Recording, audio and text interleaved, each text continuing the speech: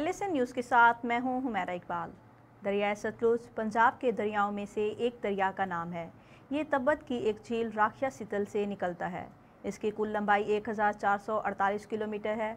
सतलुज को यूनानी ज़बान में सुख दरिया भी कहा जाता है। इसके अलावा इसका कदीम नाम सादरी है। तिब्बत के मकामी लोग इसे दरियाए हाथी भी कहते हैं। दरियाए सतलुज हिमालय की घाटियों से गुजरकर हिमाचल प्रदेश की रियासत में 900 मील तक के इलाके को सैराब करता हुआ ज़िला होशियारपुर के मैदानी इलाकों में आ जाता है। यहाँ से एक बड़ी नहर की शक्ल में जनूब मगरिब की तरफ बहता हुआ दरियाए ब्यास के साथ मिलकर पाकिस्तानी पंजाब के ज़िले कसूर में पाकिस्तानी इलाका में दाखिल होता है और उच्च शरीफ से होता हुआ पंचदत के मकाम पर दरियाए चनाब में जम हो जाता है।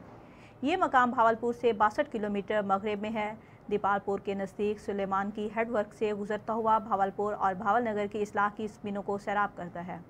नवाब भावलपुर ने अपनी रियासत को ज़रखेज़ बनाने के लिए दरियाए सतलुज से नहरें निकालीं, जिनका पानी न सिर्फ ज़मीनों को सैराब कर रहा है बल्कि सहराए चोलिस्तान के कुछ इलाकों में फसलें उगाने में इस्तेमाल होता है। 1960 के सिंध-तास मुआहदा के तहत इस दरिया के पानी पर बहारत का हक तस्लीम किया गया है।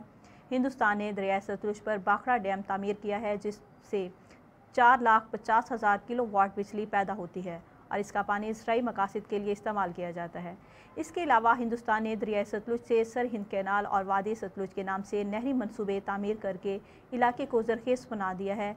इस दरिया के पानी से बहारती सूबों पंजाब, हरियाणा और राजस्थान में ज़राई ज़मीन सैराब की जाती है। दरियाए सतलुज में बहारत से पाकिस्तानी इलाके में पानी अब सिर्फ सैलाब की सूरत में दाखिल होता है, क्योंकि बहारत इसे फ्लड रिवर के तौर पर इस्तेमाल करता है। 1849 में सिखों और अंग्रेज़ों के दरमियान जंग से पहले ये दरिया एक सरहद का काम अंजाम देता था। कोट मिठन के मकाम पर दरियाए सतलुज दरियाए सिंध से मिल जाता है। ज़माना कदीम में दरियाए सतलुज तहसील अहमदपुर शर्किया के कस्बा उश शरीफ के नज़दीक से गुजरता था। इसके निशानात आज भी मौजूद हैं।